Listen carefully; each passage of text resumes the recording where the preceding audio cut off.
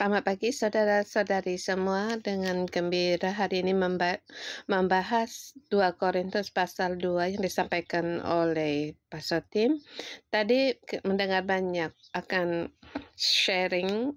Saya merasa banyak sekali akan terang yang didapati seperti apa yang ingin saya sampaikan hari ini. Puji Tuhan, kebenaran Allah memenuhi gereja ini, dan tidak tahu waktu kamu membaca 1 Korintus dengan 2 Korintus, apa perbedaannya? Saya merasa sangat berbeda. 1 Korintus sangat mengutamakan pengajaran, sebab di gereja di jemaat Korintus mempunyai 5 perkara yang harus diselesaikan, 5 masalah yang harus diselesaikan. Di situ ada perpecahan golongan, makanan yang untuk diberi setelah persembahkan berhala apakah boleh dimakan, dan urutan dalam ibadah. Jadi 1 Korintus mengajar bagaimana berjalan dalam kebenaran. Tapi di 2 Korintus suasana ini mulai berubah. Terlebih lagi kita lihat di pasal kedua di hari ini dengan terang yang saya dapat di hari ini di ayat keempat. Aku menulis kepada kamu dengan hati yang sangat cemas dan sesak dan dengan bercucuran banyak air mata, bukan supaya kamu bersedih hati, tetapi supaya kamu tahu betapa besarnya kasihku kepada kamu semua. 2 Korintus ini adalah dengan perasaan surat secara pribadi. Dia di sini tidak terus-menerus menerangkan kebenaran, tetapi dia menyatakan hubungan aku dengan kamu, yaitu aku gembala dengan hubungan dengan domba-dombanya, hubungan ketua sel dengan anggota selnya. Paulus terlebih dahulu yang benar atau yang salah disisihkan terlebih dahulu, kemudian menulis surat agar semua dapat merasa mengapa kalian sedih akan aku, mengapa hatiku sangat berduka. Paulus dengan peran sangat dalam membagikan perasaannya, dan di sini ia mengatakan hari ini dengan bercucuran air mata menulis surat ini. Dan kamu bayangkan dalam surat ini berapa titik air mata Paulus, sebab ia mengatakan air mata dalam pengembalaan dan pengorbanan kepada jemaat Korintus. Saya mengatakan demikian merasa sangat berat hati, mengatakan bahwa dalam mengembalakan satu tanggung jawab yang besar dan juga sangat berat, tetapi bagi Paulus ini bukan yang berat, sebab ia tahu yang dia kerjakan pada jemaat Korintus, orang Korintus akan menang. Jadi di sini menggunakan kesimpulan dengan bau harumnya Kristus sebagai akhir. Mengapa Paulus sambil menulis surat sambil menangis? Sebab di antara 1 Korintus, 2 Korintus ada surat yang hilang, yang surat-surat tidak dapat ditemui, yang kita sebut surat Korintus yang di tengah-tengah. Ini karangan saya. Mungkin sangat dengan jelas dan tegas diterangkan kepada jemaat Korintus, mengapa sampai sekarang kalian tidak mau dengar. Di gereja sekarang ada, dan antar jemaat ada perpecahan dan percabulan, mengapa kamu tidak mau mendengar? Dan dia membawa surat ini untuk menyelesaikan perkara jemaat Korintus, tetapi surat ini tidak dapat menerima, jemaat tidak dapat menerima Korintus, dan mempunyai pikiran yang negatif. Bahkan Paulus berkata, awalnya aku datang untuk menemui, tetapi saya mengubah perjalananku. Ini yang dikatakan di ayat pertama. Aku sendiri akan datang kepadamu agar kamu jangan berduka. Dan di sini kalau lain kali aku datang ke Korintus, tidak lagi aku datang bukan dengan hati yang berduka untuk berjumpa dengan kamu atau dengan perasaan yang berat dan membawa hal yang tidak suka. Aku memberikan keleluasaan pada kita, semua orang, dan berharap agar datang jangan mendukakan hati. Jadi pasal kedua saya menerangkan tentang pengembalaan.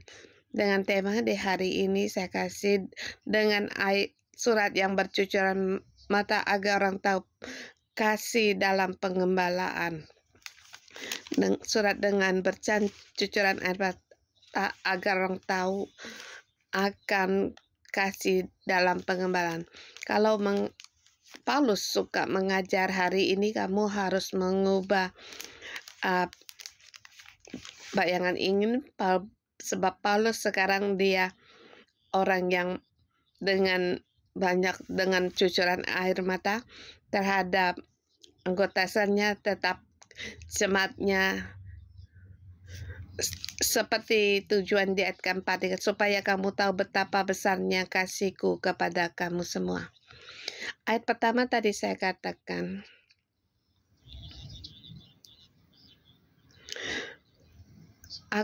supaya aku akan datang lagi kepadamu tidak dengan membawa duka dan juga kecemasan. Dan juga di ayat kedua dan tiga disuruh menerangkan dia menghibur orang-orang Korintus, orang-orang yang berduka hati, supaya membuat aku untuk menjadi gembira. Ada sebagian orang-orang yang sangat tegang di Korintus. Sekarang waktu kamu merasa tidak ada rasa bersalah terhadapku, tetapi suatu hari aku ingin kamu membuat aku menjadi gembira waktu aku datang kembali. Dan ayat ketiga dikatakan, dan justru itulah suratku ini, supaya jika aku datang jangan aku berduka oleh mereka yang harus membuat aku gembira. Ini surat-surat yang sebelumnya banyak orang yang tidak bisa menerima Paulus, dan Paulus berharap aku dengan berusaha memberikan kasih dan kebenaran harusnya kamu bersyukur, tetapi orang-orang yang diharapkan oleh karena dia mereka gembira, tetapi malah tidak dapat menerima Paulus, yang bahkan sebaliknya mendukakan hati Paulus. Mereka berduka cita. Sebab aku yakin kamu semua bahwa sukacitaku adalah sukacitamu. Paulus sangat yakin kepada murid-muridnya dan berkata kepada mereka, saya tahu agar kalian ingin aku untuk bersukacita dan leluasa, sehingga ingin membuatkan sukacita Paulus menjadi sukacitamu. Pada saat kamu mengerti kasih yang diberikan oleh Paulus dan kebenarannya, maka akan menjadikan ayah ini bersukacita, dan sebagai anak-anak kamu juga turut bersukacita. Dan ayat keempat dikatakan yang tadi aku baca, tetapi orang-orang ini tidak paham sehingga membuat Paulus merasa sedih hati. Jadi di sini ada surat yang mencucurkan banyak air mata dengan pengembalaan, dengan tema di hari pengembalaan dengan air mata. Dan air mata ini air mata yang berduka, yang terpenting cucuran air mata ini mengutarakan kasih Paulus kepada jemaat gereja. Ini saya melihat Paulus sangat bisa mengembalakan dan juga membantu kita orang-orang yang suka mengembala dalam kebenaran. Paulus pertama kali di sini mengatakan tidak menerangkan benar atau yang salah. Dia merasakan anggota selnya terhadap dia pada saat muridnya tidak dapat menerima. Mungkin murid-muridnya memberikan tanda silang kepada Paulus, tetapi Paulus memberi ruang untuk mereka. Ayat pertama dikatakan,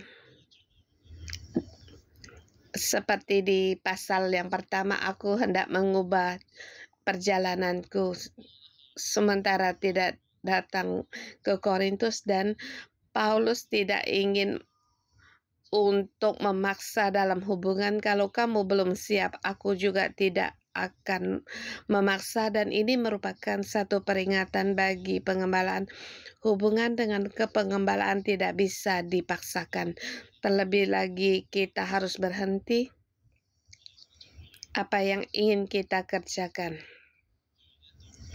agar pihak lain untuk mencernakan. Tetapi jadi Paulus telah menerangkan banyak kebenaran agar mereka memahami. Paulus terlebih dahulu yang membuka rencana bahan, tetapi pihak lain tidak dapat menerima, mereka tidak paham dan juga tanggapan. Jadi di sini menerangkan sebagai ketua komsel harus mengerti hati akan anggota kelompok selnya dengan cara bermacam-macam cara pengembalaan. Mungkin dia di gereja Galatia dia tidak demikian, seperti yang dikatakan kemarin oleh Pastor Jason. Paulus menggunakan sebutan jemaat Allah bagi jemaat Korintus. Dia tidak menyebut demikian kepada bagi jemaat Galatia. Dia sangat mengasihi jemaat Korintus, dan dalam pengembalaan ini kita lihat kedua kebenaran. Anggota selmu harus mengenal ketua selmu dan menerima dan berkenan akan perasaan dari ketua selmu. Tadi saya katakan ketua sel harus mengenal anggota sel itu dalam satu arah. Sebab ayat 2 dan 3, Paulus dia dengan terang-terangan menyatakan perasaannya agar anggota selnya mereka tahu. Dan ketua sel bisa di depan anggota sel, bisa dengan terus terang menyatakan perasaan mereka. Dan Paulus berkata kepada jemaat Korintus, mengembalakan kamu membuat saya banyak mencucurkan air mata. Dan waktu saya terpikir akan murid-murid ini membuat saya sukacita, tetapi sebaliknya mendukakan hati. Dan Paulus sangatlah terbuka. Ini mengajar kita sebagai anggota sel.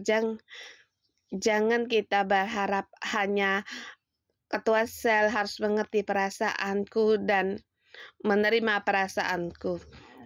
Kalau kamu hanya berhenti, ketua sel harus kayak gini, kayak gitu, kamu hanya mempunyai jiwa sebagai pembeli. Orang-orang yang berkenan dalam pengembalaan anggota sel, pengembalanya berkenan bagi Allah, yaitu anggota sel harus memahami perasaan ketua sel atau mengenal ketua sel, dan juga ketua sel harus juga mengenal dan merasa perasaan anggota sel. Dan di sini Paulus hubungan kepada jemaat yang digembalakannya agar memberikan jelas tujuan dari Paulus. Jadi apakah itu pengembalaan?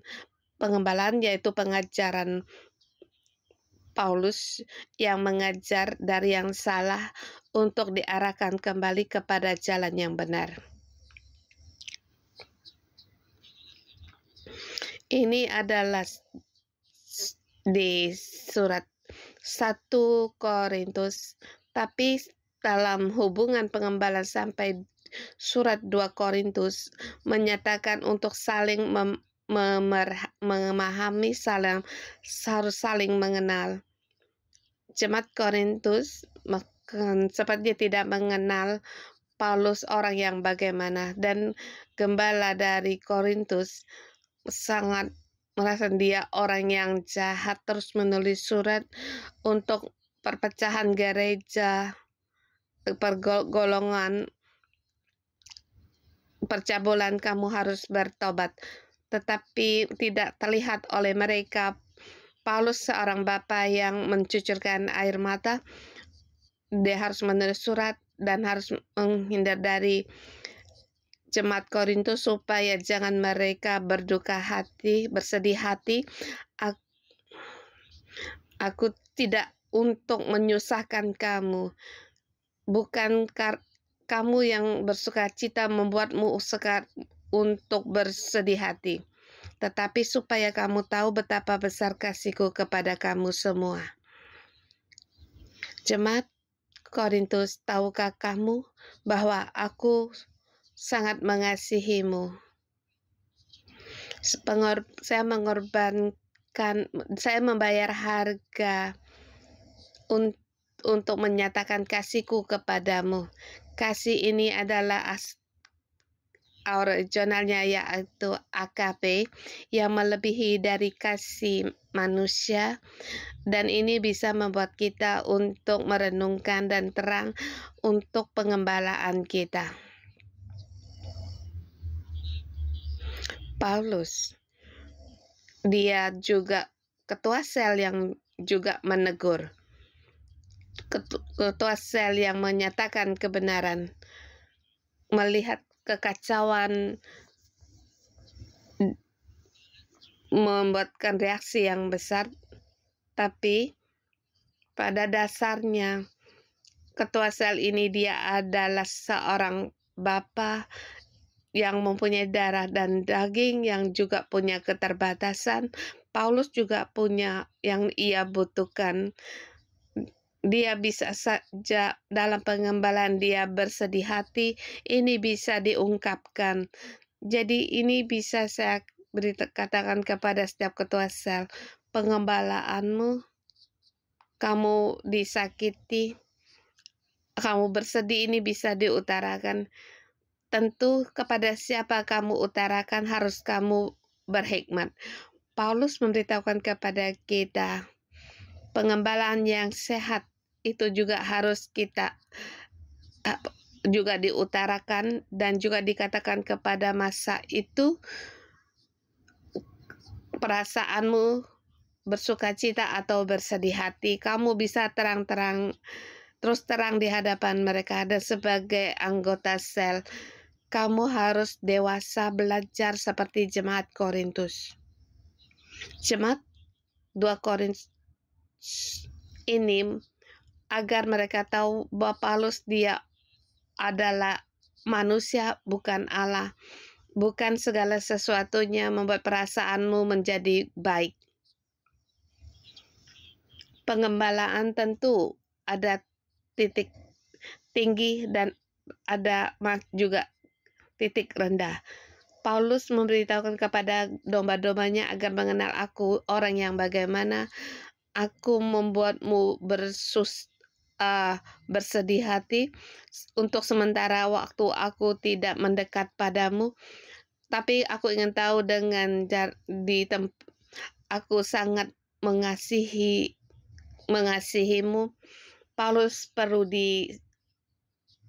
disembuhkan. dalam pengembalaan banyak dari segi ketua sel, kamu bisa tertekan atau banyak perkara yang tidak bisa kamu ungkapkan, atau dalam hatimu, perasaanmu kamu tidak bisa untuk diungkapkan kepada anggota selmu. Kamu pun harus punya jiwa dan kasih yang lebih besar lagi dalam mengembalakan. Dan saya percaya Paulus menulis surat ini, Roh Kudus sangat menyertainya, dan air matanya juga air mata yang menyembuhkan.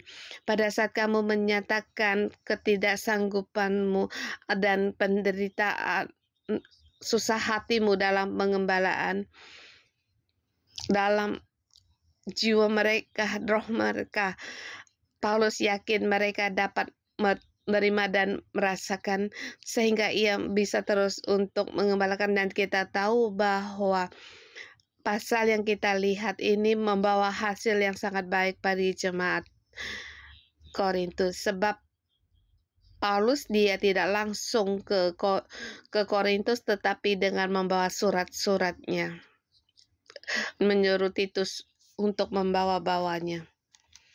Dan kita lihat di ayat ke-7, pasal ke-7 membawa kabar baik akan pertobatan jemaat Korintus, dan itu membawa hubungan yang baik dengan Paulus. Jadi menyatakan hari ini surat yang bercucuran air mata. Apakah pengembalaanmu juga dengan bercucur air mata atau dalam penderitaanmu? Dan saya tahu bahwa Allah menggunakan pasal yang kedua untuk menyembuhkanmu. Paulus telah berjalan dengan telah melewati jalan yang kamu jalani, juga sangat menderita, ingin lepas, tidak mau mengembalakan lagi. Sesungguhnya kamu harus disembuhkan dan juga harus diterima, dan agar anggota sel juga memahamimu. Ini kunci dalam pengembalaan Paulus, dan kita lihat di bagian yang kedua ayat 5 sampai dengan 11. Ayat 5 dengan 11 menyatakan kasih karunia dalam hukum Taurat atau hukum-hukum. Selain Paulus menerangkan pengembalaan, juga hubungan antara anggota jemaat. Di Paulus di pasal 1 Korintus, Paulus menerangkan banyak perkara-perkara dari jemaat. Ada orang menegur orang-orang, dan mungkin para majelis dari mereka juga menegur orang-orang yang punya persalahan mereka atau menghukum mereka. Awalnya di ayat 9 dikatakan, sebab dalam pikiran mereka sesungguhnya mereka menganggap apa yang mereka lakukan benar. Tetapi ayat 9 justru Paulus menulis surat kepada kamu, yaitu untuk menguji kamu apakah kamu taat dalam segala sesuatu. Tapi di sini diketemukan hukuman yang berat atau teguran yang berat. Ayat ke-7 dikatakan, sehingga kamu sebaliknya harus mengampuni dan menghibur dia, supaya ia jangan binasa oleh kesedihan yang terlampau berat.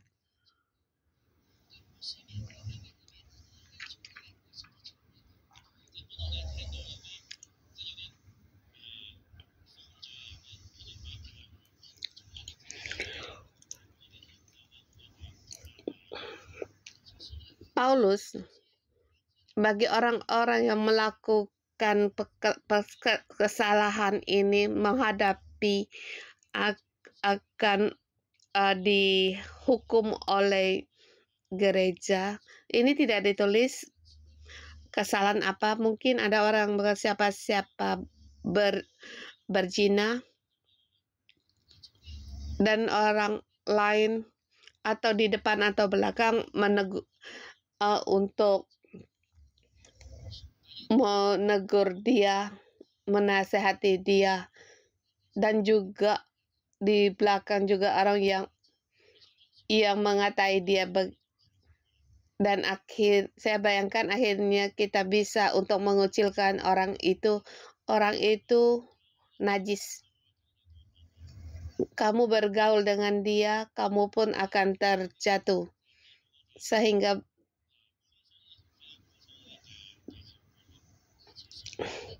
segar atau kata-kata atau pembicaraan ini membuatkan hal yang negatif, dan ini membuatkan kekhawatiran bagi Paulus yang bisa menimbulkan perpecahan antar jemaat. Dan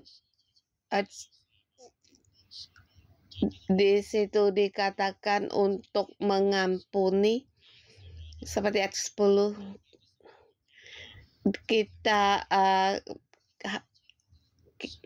sebab harus saling mengampuni dan menerima dia. Ayat 8 di situ, sebab itu aku menasehati kamu supaya kamu sungguh-sungguh mengasihi dia. Tujuannya supaya iblis jangan beroleh keuntungan atas kamu, sebab kita tahu apa maksudnya. Ayat 11. Kalau kita tidak berkenan atau menerima saudara-saudari yang terjatuh dalam dosa, maka setan akan melakukan perpecahan, dan juga gereja ini yang menjadikan hanya ada hukum, tidak ada kasih karunia, hanya ada gereja yang tentang yang baik dan pengetahuan yang baik dan yang jahat, tidak ada pohon kehidupan.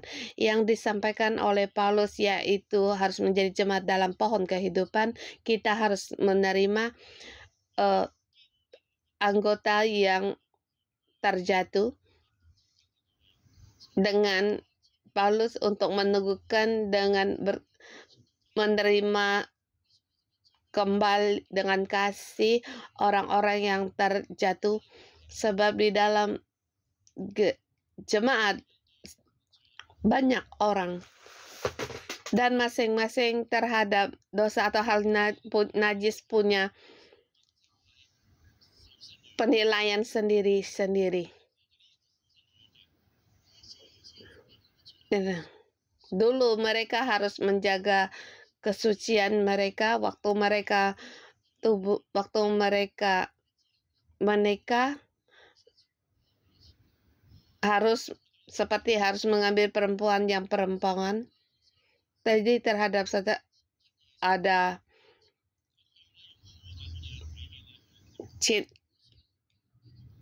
mungkin juga ada yang cuma cinta satu malam. Jadi dengan mereka harus berusaha yang menerima kembali orang-orang yang demikian, dan mungkin di antara jemaat punya terhadap orang-orang yang muda emosi penerimaan mereka agak sedikit, karena orang yang terjatuh karena emosinya menerima orang yang terjatuh sangat sulit. Tapi bagi orang-orang ini mereka kembali bertobat, maka sebagai gereja pandangan kita, reaksi kita pertama masih tetap ada. Mungkin kita sulit untuk membuang pandangan kita dulu terhadap kelemahan mereka. Jadi surat ini berbicara kepada kita, yaitu kita harus menerima kembali orang-orang sebab mereka bisa bertobat. Kita jangan berpegang pada terus dosa kesalahan mereka, dan sampai hari ini masih tetap melihat kesalahan mereka, dan kita harus dengan pandangan yang baru untuk melihat mereka dan dengan kasih untuk menerima mereka. Dan sampai di bagian yang 12 sampai dengan 17, harum dari Kristus. Saya lihat dia 12-13. ayat 13 kembali Paulus menerangkan yang ia butuhkan. Di sini dikatakan Paulus tiba di Troas.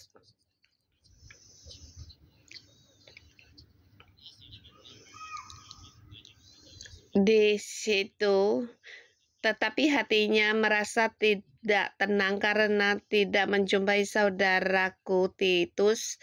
Sebab itu aku minta diri dan berangkat ke Makedonia.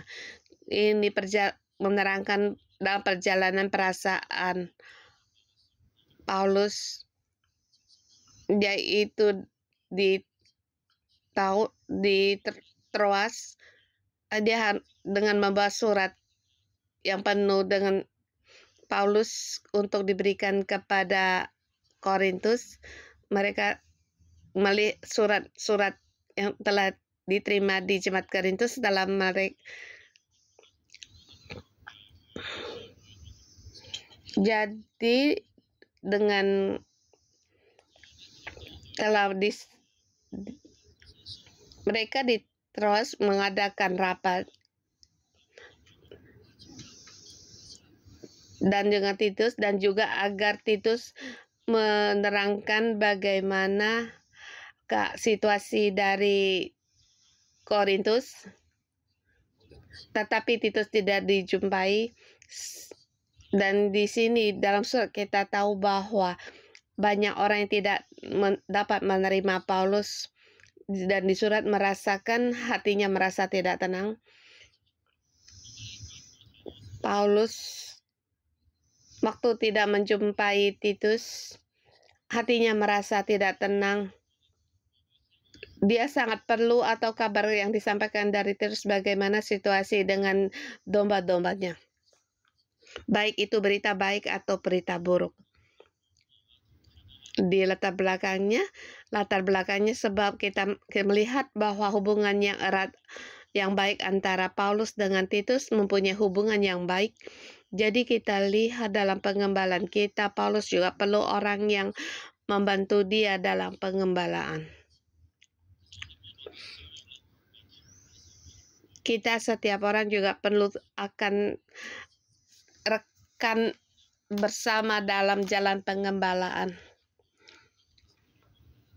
Adakah kamu orang teman rohanimu, kalau kamu tidak menjumpai, kamu merasa tidak tenang dan memerlukan dia untuk berjalan bersama? Dan surat-surat yang ditulis oleh Paulus, dia sangat bersedih hati. Waktu dia menulis, dia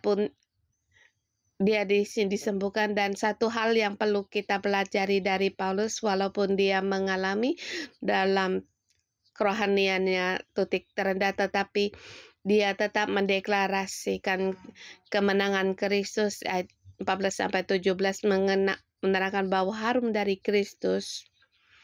Bau harum dari Kristus mengatakan bahwa kebiasaan penyembahan berhala di Roma. Pada saat prajurit Roma menang perang, ada satu gambar bisa dilihat, mereka akan lewat di tempatnya kaisar atau kuil. Mereka akan membakar seperti kemenyan di Mesir. Kamu lihat juga ada yang meniup trompet dengan atau alat-alat musik untuk merayakan kemenangan perang prajurit Roma. Jadi bau harum juga membawakan menang perang. Jadi bau harum dari Kristus menyenangkan akan kemenangan Kristus, dan Paulus setiap hari dalam hidupnya agar orang sehari-hari agar orang mengerti, walaupun di dunia ini satu kebiasaan yang tidak baik, tetapi Paulus masih tetap memberitahukan kepada jemaat Korintus dan juga memberi semangat bagi diri sendiri bahwa Kristus adalah Kristus yang kemenangan. Jadi waktu aku menulis surat, di dalam Kristus aku juga meraih kemenangan. Aku adalah gembala yang menang dan rasul yang menang, sebab walau bagaimanapun Kristus akan menang. Sebab jemaat Korintus yang ada yang bersedia untuk terus digembalakan oleh Paulus. Dan bau harum ini membawa bau harum dari pengembalaan. Ada orang juga demi kamu untuk menyampaikan akan kebenaran Tuhan, tetapi ada yang masih di dalam dosa. Jadi dikatakan yang terakhir kami adalah bau kematian yang mematikan dan bau yang pertama bau kehidupan yang menghidupkan. Di sini ada bau. Di sini mungkin ada yang bisa dipenggal kepalanya, dan ini bau harum ini juga dinyalakan bagi orang yang menang dan juga untuk orang yang mati. Ayat 11 dikatakan bau ada yang untuk kematian dan juga kehidupan. Menghidupkan, jadi Paulus mendorong kita, setiap orang kita adalah pemenang. Kita harus memilih berdiri di dalam Kristus. Surat yang bercucuran air mata, kita percaya bagi hari ini, bagi menghibur para pengembala, memberi semangat bagi kita untuk tetap tegar dalam pengembalaan seperti Paulus. Dia menang seperti jemaat Korintus, akhirnya mereka juga meraih kemenangan, mereka bertobat dan meraih kemenangan. Kiranya Tuhan memberkati firman-Nya. Kita lihat kebaikan Tuhan. Kebaikan Tuhan. Through our cell leaders, through our authority and Lord, dengan otoritas kuasa kita bersama menyanyikan kebaikan Tuhan.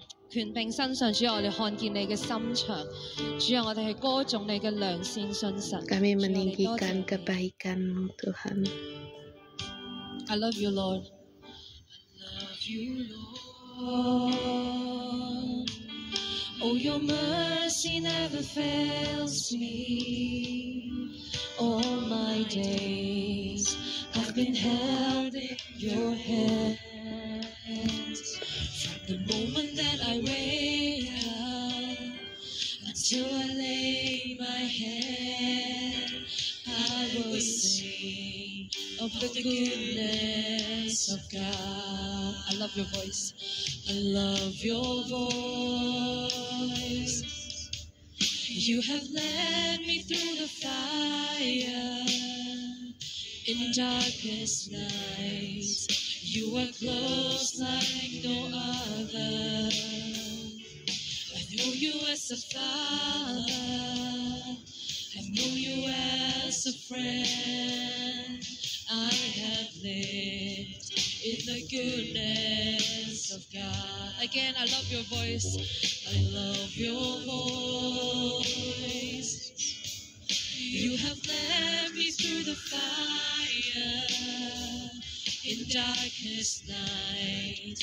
You are close like no other. 主，我哋多謝你。I know you as a father. 你讓我有父親，主，你居住明白我嘅人。I have lived in the goodness of God. All my life, you have been faithful. Thanks for devoting your life for me, Lord. And all my life, you have been so good. With every breath that I am able, I will sing of the goodness of God. All my life, you have been faithful. All my life, you have been so good.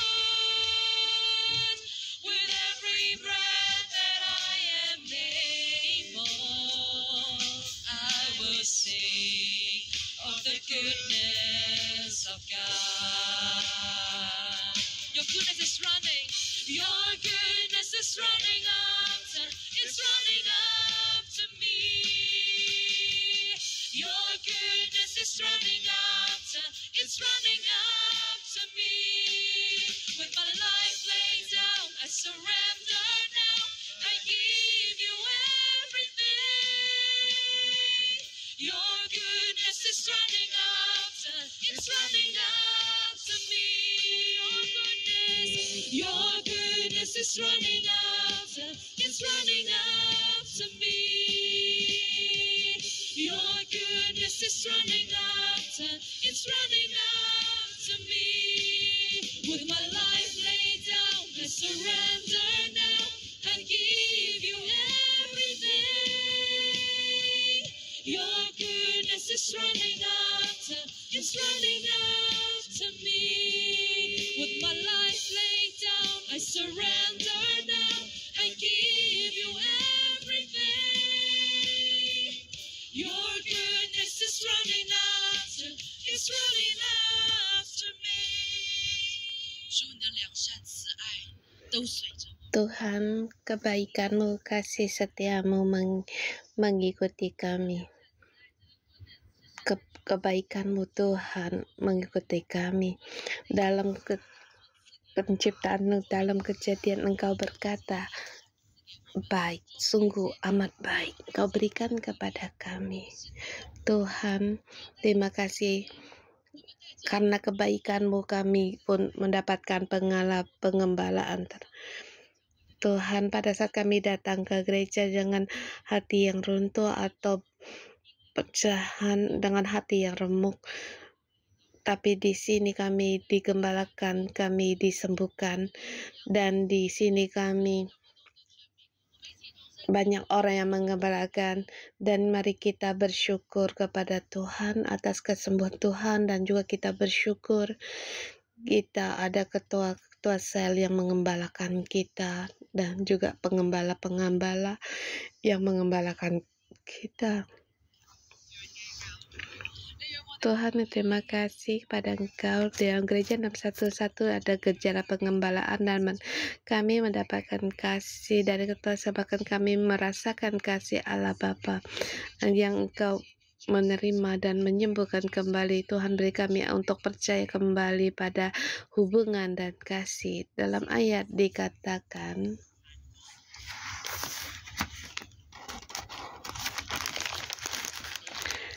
di sini dikatakan di dalam surat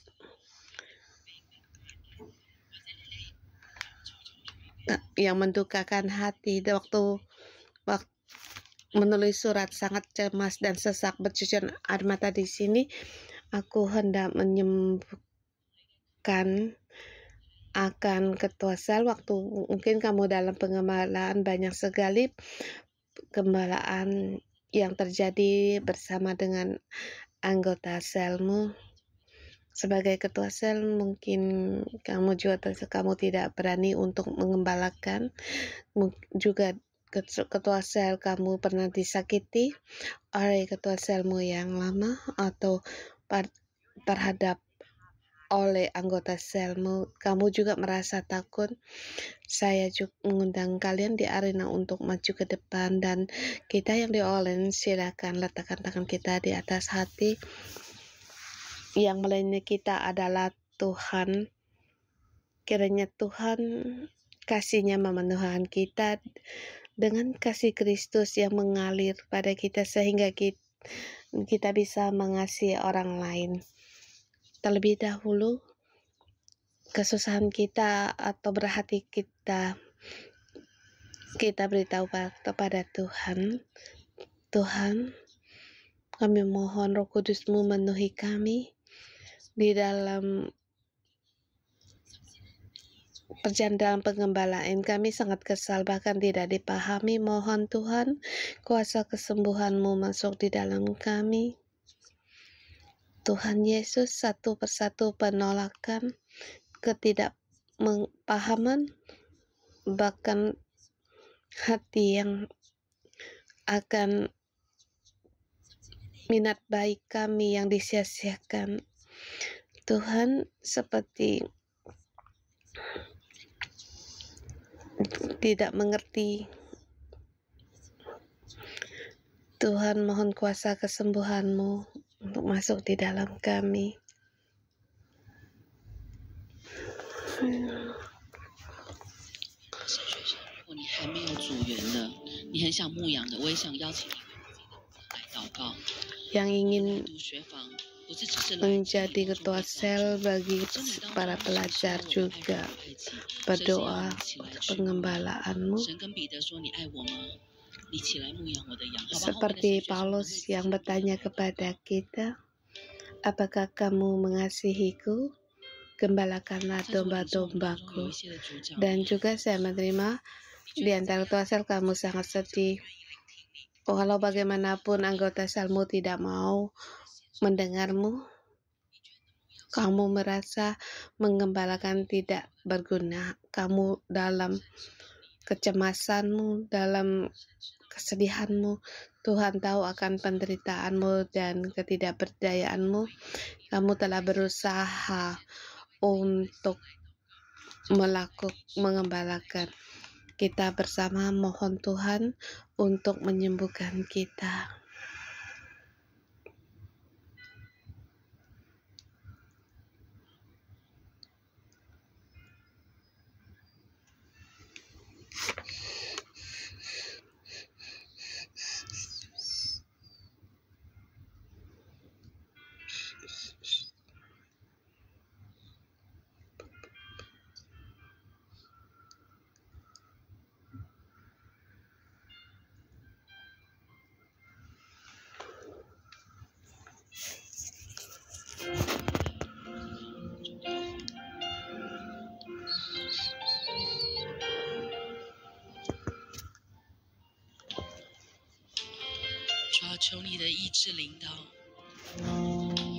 Tuhan, mohon kuasa kesembuhan-Mu datang.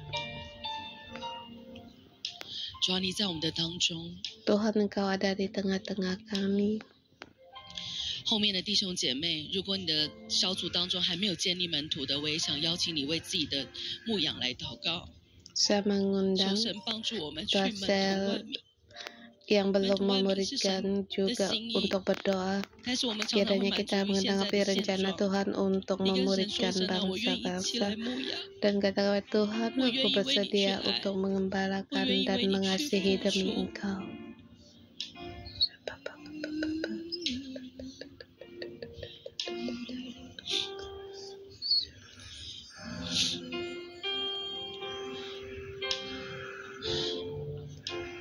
主啊，为着一群已经在牧养、想要牧养的族长来向你祷告。 Tuhan, kami berdoa bagi 心里难过痛苦， anggota sel atau sel yang ingin mengembalakan. Tuhan, Engkau lihat akan kesedihan mereka, cucuran air mata dalam mengamalkan terus memberi, tetapi yang kami berikan malah mereka tidak mengerti dan tidak dipahami.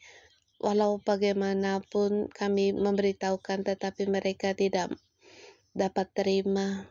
Tuhan, kami sebagai pengembala ada kalinya kami ingin menyerah, tetapi selalu terpikir bagi kami, Tuhan, bagaimana Engkau menerima jemaat-Mu. Kami berusaha untuk kembali tegar, untuk menerima. Tuhan, kami ingin mengembalakan dan kami berkata kepada Engkau, kami ingin tetap berdiri di dalam Engkau dan terus untuk mengembalakan. Tapi kami karena kami terbatasi oleh rasa kesedihan kami, pekerjaan kami, bahkan keluarga kami. Tuhan, Engkau sembuhkan anggota sel yang ingin mengembalakan, ketua sel yang ingin memuridkan. Tuhan, beri kekuatan bagi kami. Engkau adalah kepala. Pada saat kami mengembala, pada kami menyatakan kepada mereka dalam hidup bersama mereka dan kait dengan Engkau, Tuhan, kasih-Mu ada di tengah-tengah kami. Gereja adalah kasih. Terlebih dahulu adakan hubungan kami dengan anggota sel kami dengan yang erat. Pada saat kami mengasihkan anggota sel kami agar mereka bisa berdiri, mereka bisa bangun untuk mengasihi bagian kami mengasihi mungkin malas atau egois, tetapi Tuhan merasa tidak mampu. Tuhan, Engkau sembuhkan kami seperti Paulus, walaupun dia bersedih, dia tidak membiarkan mereka. Tuhan, sembuhkanlah kami, tolongkan kami untuk dengan kasih terus mengembalakan, bahkan memuridkan bangsa-bangsa.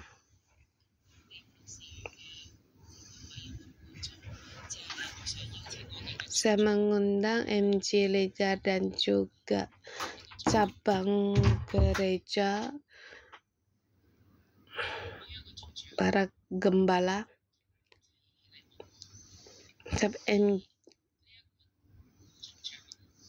MG leader belayak di sini. Gembala ini bisa menggerakkan hati Pastor Joshua dan Simo. Mereka bergembira, Pastor Joshua Simo juga gembira. Mereka bersedih, Pastor Joshua Simo dan juga bersedih. Jadi gembala bisa menggerakkan hati sang pengembalanya. Kemarin Pastor Joshua dan Simo membagi dia sangat ingin untuk menopang semua orang, dan juga dia pernah ke Taipei, baik itu dengan bercucur atau dengan bersukacita. Dulu dengan cucuran air mata, dulu sangat disiplin, tapi sekarang berbalik, membawa bagi Pastor Joshua sukacita dan penghiburan. Ini adalah hubungan dalam pengembalaan, adalah hubungan antara ayah ibu dengan anak-anak mereka, dan saya mengundang orang-orang untuk menopang tangan, berdoa untuk gembala-gembala ini. Kami juga adalah orang-orang yang dengan bercucuran air mata yang mengembalakan. Kami beli untuk memberikan kami semangat untuk mengembalakan.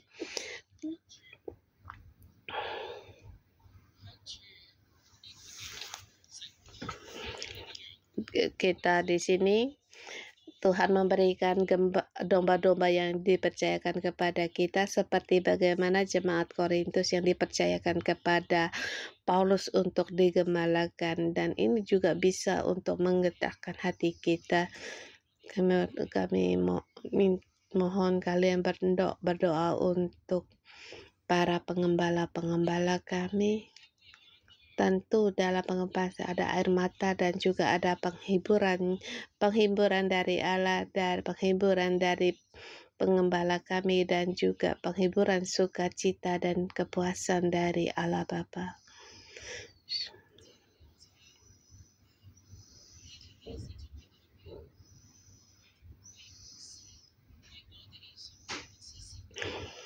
Dan kami juga mengundang Pastor Peter dan Simo Desi sebagai wakil Pastor Joshua dan Simo. Dulu Pastor Joshua dan Simo juga pernah dengan berduka hati, bahkan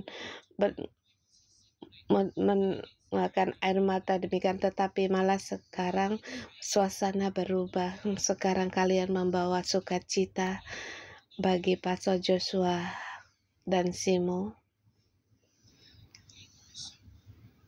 Dan dalam pengembalaan juga masih ada yang disakiti atau menghadapi serangan. Kita berdoa untuk pastor juga.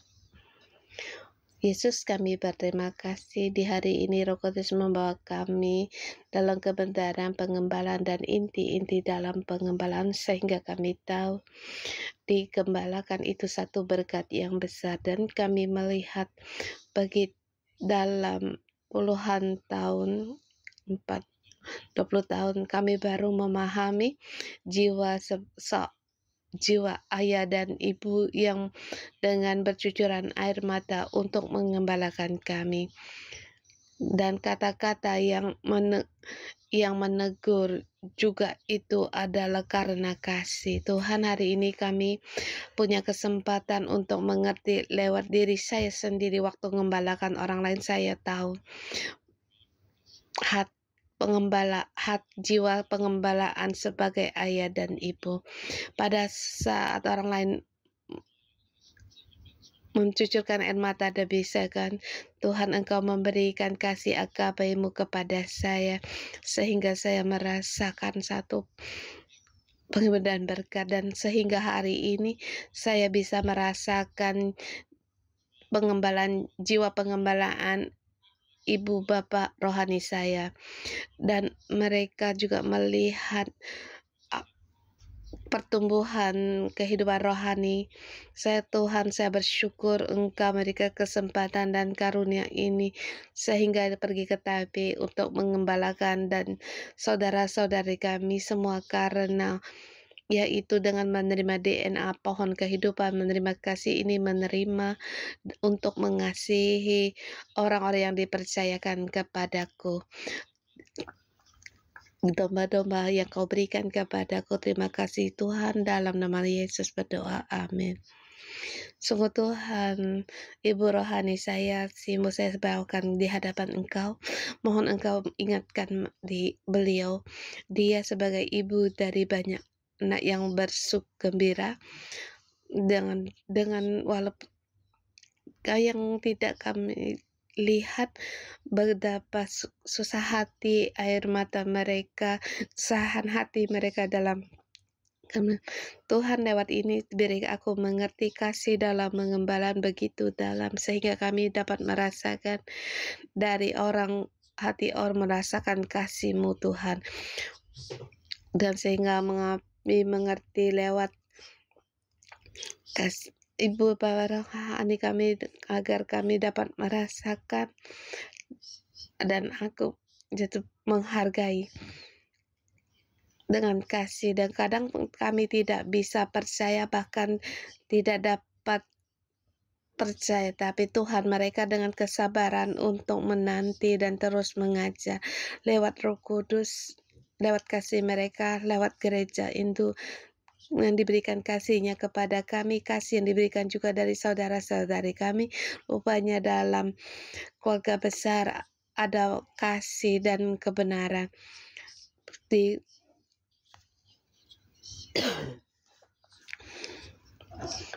Dalam serangan demi serangan tuh Engkau ingatkan kepada para pengembala kami, Pastor Joshua dan Simo, pada saat menghadap serangan demi serangan menyerang mereka. Tuhan, Engkau yang melindungi mereka setiap dari serangan mereka dengan menjaga kesehatan mereka,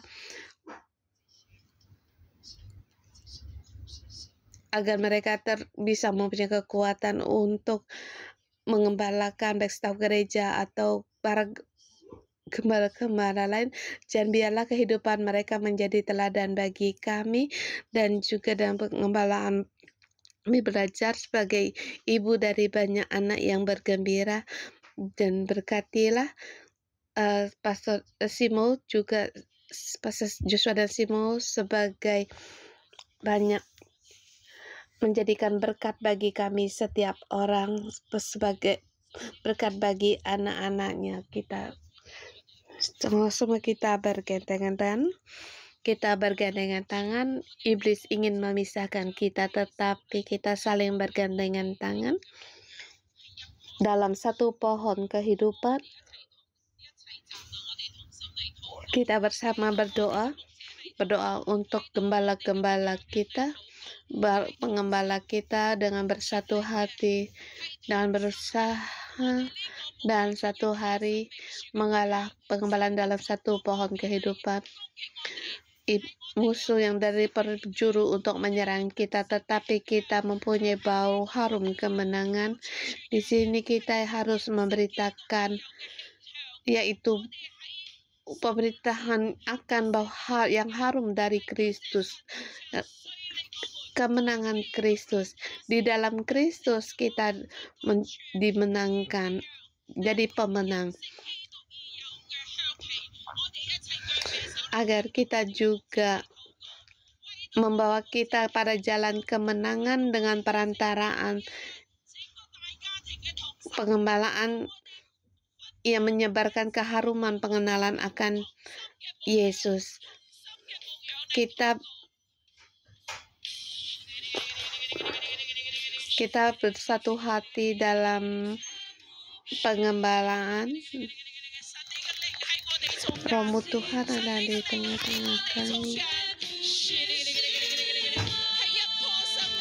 Satu pohon kehidupan yang kokoh,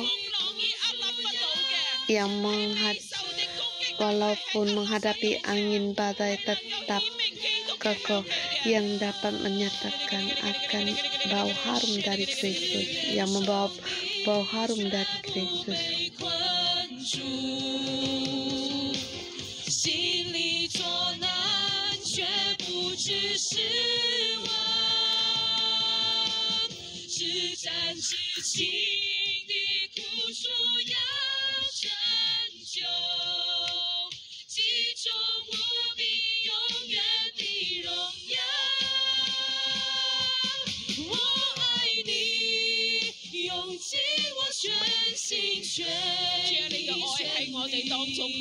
Tuhan, kasih-Mu ada di tengah kami.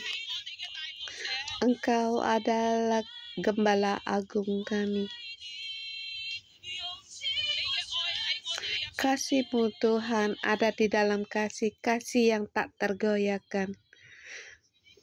Sehingga kami dengan mengandalkan kasih ini mengembalakan domba-domba kami.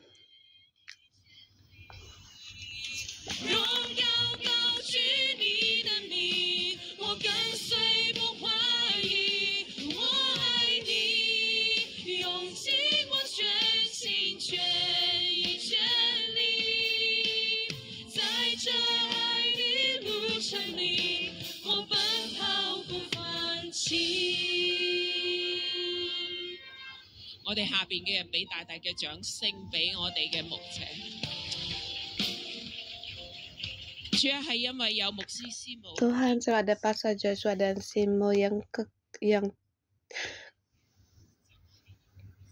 bertetapan, yang teguh untuk setiap minggu mengembalakan sejak dari awal pendirian mereka harus digembalakan dalam firman Tuhan, di dalam roh Allah mengembala. Jadi kami punya pengembala dari generasi ke generasi, dan lihat jiwa dalam pengembalaan ini yang kokoh, yang teguh, baik kata-kata yang menegar atau kata yang luas atau kata yang berkenan atau kata-kata penerimaan. Ini adalah kasih dalam pengembalaan-Mu Tuhan. Kami terima kasih ini. Lewat kasih ini kami mengembalakan generasi demi generasi, dan juga setiap generasi mereka juga bangkit menjadi pengembala sehingga kehendak-Mu lewat kami seluruhnya digenapi. Dengan pohon kehidupan bangkit untuk mengembalakan, mendapatkan kehidupan, untuk memberitakan kasih Allah. Ini membawa dan menyembuhkan bangsa-bangsa. Dalam nama Tuhan Yesus memberkati, bangkit untuk mengembalakan, bangkit untuk dengan mengambil dari Allah kekuatan untuk mengembalakan, kasih untuk mengembalakan. Tuhan berkatilah kami setiap orang berseberapa umur kami, baik kami pun bangkit untuk mengembalakan orang-orang di sekitar kami. Beri kekuatan bagi kami agar pohon kehidupan ini untuk terus bertumbuh, subur dan bertumbuh. Dalam nama Tuhan Yesus mendengar berkati, amin.